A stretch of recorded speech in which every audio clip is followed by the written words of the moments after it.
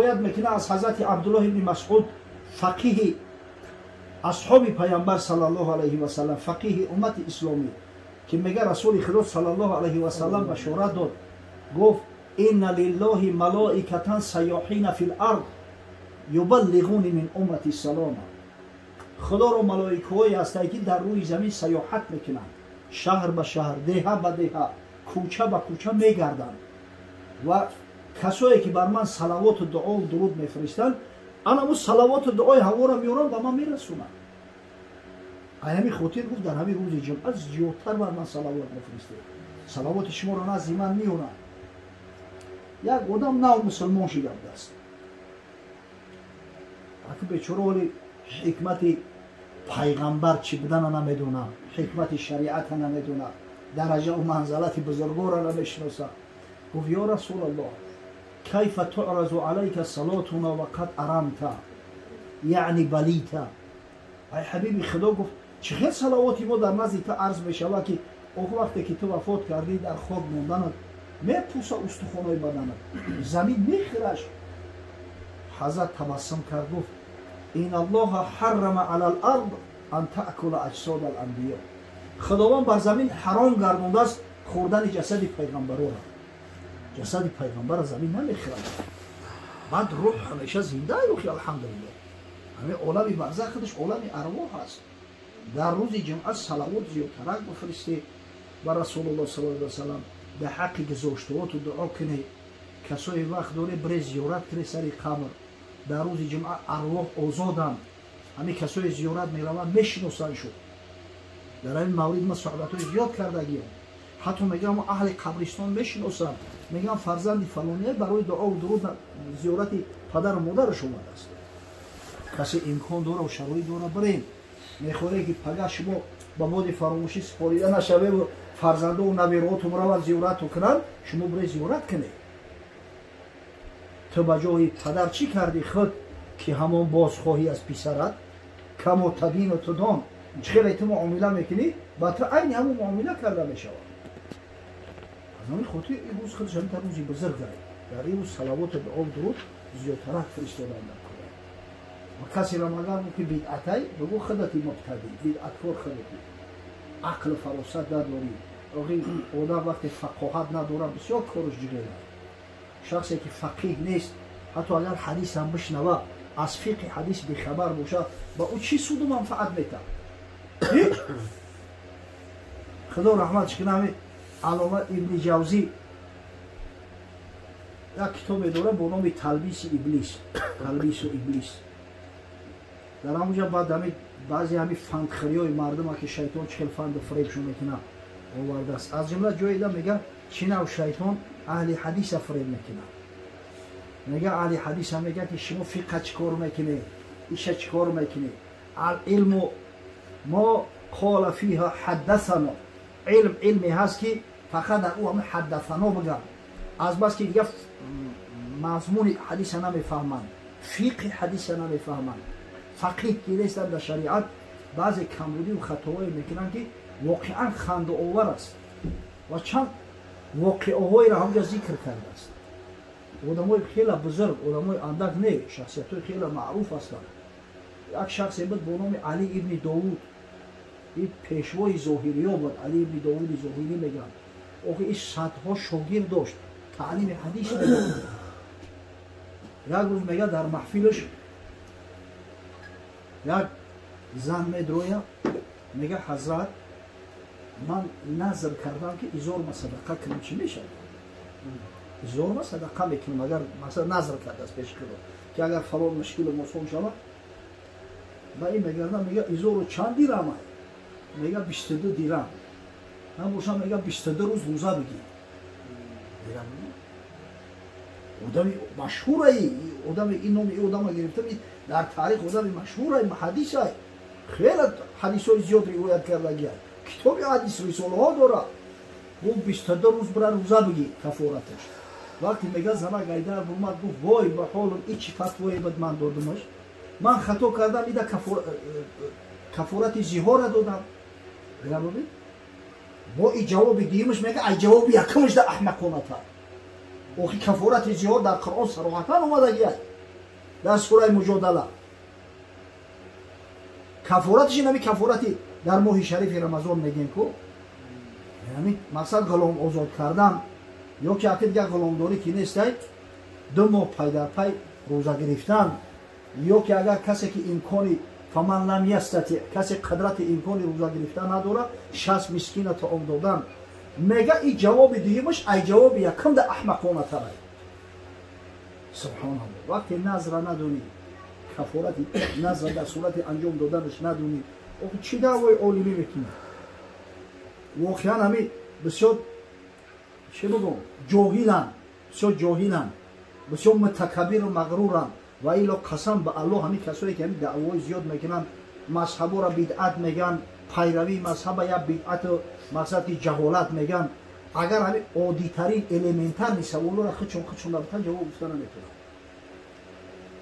کاری بازی نیست کاری هر بز نیست خیرمن گفتن گاوی نر میباید و مردی کهن یک محدث کلام بوده است با نام ابن سعید ایران نامش در تاریخ ها اومده که این آدمای اندک نیستن آخه محدث های بزرگن میگه درس میگفت که یک شخص در اومد اون حضرت اگر همین مرغ در روی چاه بغلطه بون برای چی میشود حکمی همه آبی چاه چی میشود همه پرسش که چخیل مرغ در روی چاه بغلطی خیلی او خمی سری چاه باز بوده است همون مرغ اومده است مرغی بی عقل و پرید از در روی چاه زده است ای شما مرده بوده که دهانی چاه محکم نکرده چرا دهانی چاه محکم نمیکنی بعد همون یک شخص در اونجا شرکت میکرد از یک فقیه من میگه حالی زور شدیدم اون فقیه شافعی مذهب است همین ابن الجوزی خچم شافعیه و میگه استاد فیروز دیدم میگه عاجزی استاد که نمیفهمه چرا جواب نمیتونه گفت دیگه میبردی تکلیف میبردی او تکلیف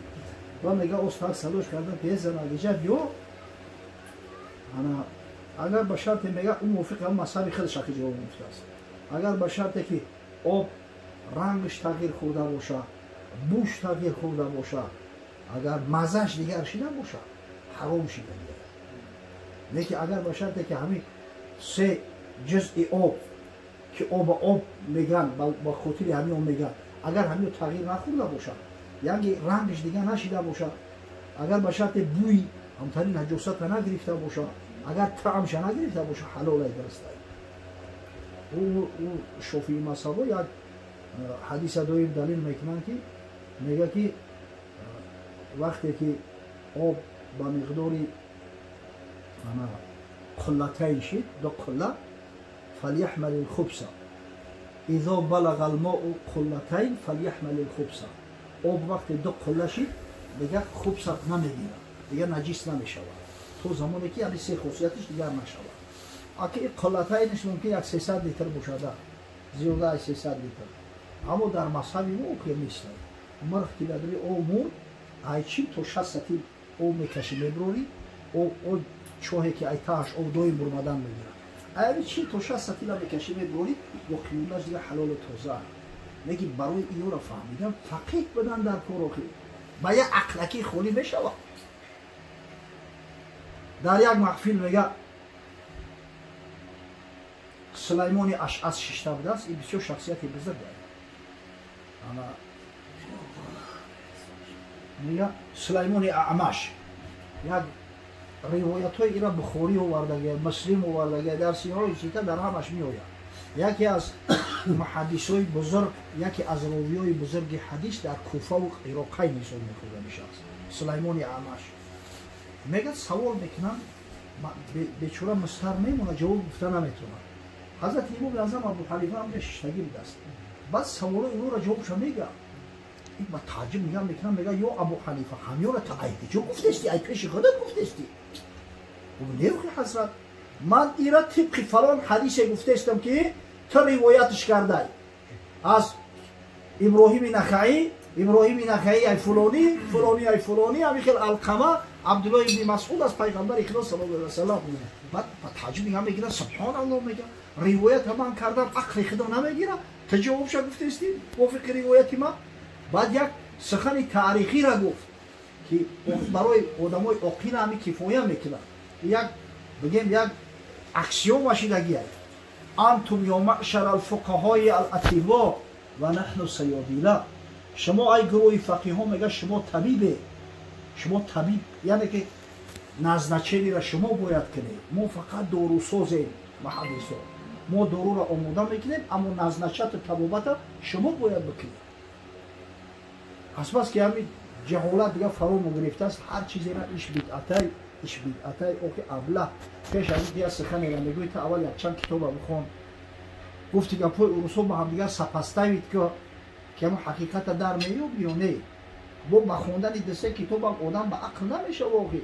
خدای تعالی اگر ما عقل که نداده باشد بهتری نمیشه با یک کتاب دو کتاب خوندن. بزرگای خدا خدمت کردن، کتابا را تدوین کردن، نوشتن برای ما را تیار کردن. لقمه تیار ای خانواده دست درست کنم بگی فروش ببر. نه ایش بدعته، ایش فلانه، ایش فلانه. حالا که هم خویده بدعت خود چه نمیدونن چی است. بالله میگه انا وجبت له الشفاعة یوم القیامه. پیغمبر خدا صلی الله علیه و سلم گفت که هر وقتی که معزین الله اکبر میگه یک نفر شما را تکرار کنه الله اکبر ولی ما عادت داریم معزین الله اکبر میگه ما میگیم جل جلاله. گپی معزین تکرار کردن در کار. اول بگو الله اکبر، اگر وقت شید بگو جل جلاله. معزین وقت میگه اشهد ان لا اله الا الله بگو اشهد ان لا اله الا الله. معزین گفت اشهد ان محمد رسول الله، ترا بگو اشهد ان محمد رسول الله. ما صلی الله علیه و سلم میگیم صلوات میفرستیم. اول باید کلمه شهادت بگوی، بعد وقت شد بعد بگو صلی الله علیه و سلم. وقتی معزین میگه حی علی الصلاح، شنونده بگه که لا حول ولا قوة الا بالله العلی العظیم. معزین وقتی میگه حی علی الفلاح بگه که لا حول ولا قوة الا بالله العلی العظیم. اگر چنده در کتابای فقهی ما همینجا ماشاءالله کان و ما لم یشاء لم یکن اومده است، نه که این متن حدیث هم گفته است. حدیثی را که در صحیح امام مسلم اومده بر روایت حضرت عمر که همون لا حول ولا قوة حدش نمیگه. و میگه ثم قال الله اکبر. وقتی گفت الله اکبر این را میگه لا اله الا الله را میگه، بر اوش واجب میشود شفاعت من فرد روز قیامت. از آن شعار اسلام است، شعار دین است. همین قدر درجهش بلندی هست که یک نفر در مسجد مثلا اگر قرآن میخونده باشه، آواز معزین که شنید قرآن ما نبود، اول معزین جواب بگه، معزین جواب بگه، دعای بعدی از اون شب کنه، بعد قرآن شب بگیره ادامه بده. در وقت قرآن سخن گفتن هم مکروه تحریمی است، زیرا که نهی صریح صحیح خداوند اومده است. خداوند امر میکنه بنده باشه فاذا قرئ القرآن فاستمعوا له و انصتوا. وقتی که قرآن تلاوت میشود گوش به اندازه خاموش باشه. وقتی تلاوت قرآن وقتی گپ زنی نیست. از زمانی که همین آیه قرآن نازل شد دیگر در وقت یعنی امر به معروف و نهی از منکر هم گپ زدن حرام اعلان شد. دیگر در وقت خطبه روز جمعه هم گپ زدن حرامه. ممکن نیست. برای که خدای تعالی میگه که وقتی قرآن تلاوت میشود گوش به اندازه خاموش باشه. انصتو را گوش کن، خاموش باش. گر زبان حق نگشتی گوش باش. همون کسی که در وقت اذان گفتن یا در وقت قرآن خوندن گپ میزنه در جان خودش جو میکنه. عملش عمل مکروه. خدا نگه داره که فرد روز قیامت با قرآن خصمش نخیزه. سوم حکمش وزن نفسه. اگر ما بودم مثلا کسی رفته است وقتی شنیدن از اون ای حرکتش باز نیسته، وقتی تلاوت قرآن ای حرکتش باز نیسته با که ندونه، اما گپ زدن در همین مورد مکروه تحریمه. باید گپ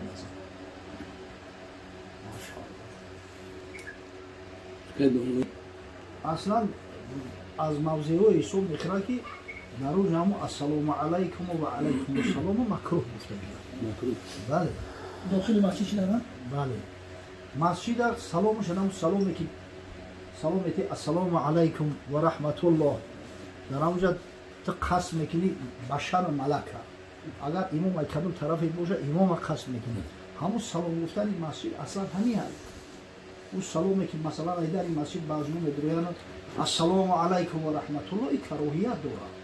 برو که در مسجد بعضی‌ها نماز خوندستیان، بعضی‌ها قرآن خوندستیان، شاید جای صحبت از حلال و حرام رفته است، دقت همه را به سوی خود جلب می‌کنه و جواب گفتنش هم واجب نمی‌شود در ذمه کسی. در وقتی از برآمدن مسجد بهترش سلام نکنه. اما سلام مقصد خیلی نماز خونده ولی در داخل همون خانه‌ها ما یا عادت داریم بعد خصوصا بعد بندار همطوری کروب می‌شیم سلام میکنیم. همین این علیوقاری هیروی خدمت مکروه بدعت میگه بدعت مکروه. همین بدعت است بدعت مکروه. کروهیت داره میگه. همین عادت کردن. ای خانه‌ها بروی در صحن مسجد بیرون ای در مسجد مرحمت کسی ندید سلام علیک کردن بگید. همون داخل مسجد هم طوری کروب ایستاده و سلام کردن همین بدعت گفتیم بدعت مکروه. این هم در کتاب مرقات شرح مشکات المصابیح اومده است، هم در کتاب فتح الملهم شرح صحیح مسلم شبیر احمد عثمانی و مفتی تقی عثمانی شرح نوشته که در مذهب حنفی هم کار کراهیت داره. چی برسه به اینکه ابتدای اومدن از در مسجد اومدن آواز بلند کردی السلام علیکم و رحمت الله. سنتی است که وقتی از در مسجد میدروی دعایی را که از پیغمبر صلی الله علیه و سلم برای ما و شما را میراث مونده است بگیم که میگوی اللهم افتح لی ابواب رحمتک و صلات و سلام علی حبیبک محمد صلی الله علیه و سلم. این را باید بگوییم. در رحمت برای ما باز که ما مهمانی تا هستیم به خانه تو اومدیم. پروردگار دعا و درود ما را بر محمد صلی الله علیه و سلم بفرست. امروز جمعه اینا برای درود و دعا با پیغمبر صلی الله علیه و سلم بهترین روزها است. در سنن امام نسائی بر روایت از اوس بن اوس رضی الله تعالی عنه صحابی پیغمبر اومده است. حضرت میگه این من افضل ایامکم یوم الجمعه، بیشک بهترین روزهای شما روز جمعه است. فیه نفخه و فیه صعقه، در همین روز قیامت قایم می شود. در همین روز خدای تعالی همه را مثلا میمیرونه، همه را با اکثری نو زنده میکنه. فیه خلق آدم علیه السلام، در همین روز جمعه خدای تعالی آدم علیه السلام را داخل جنت کرده است.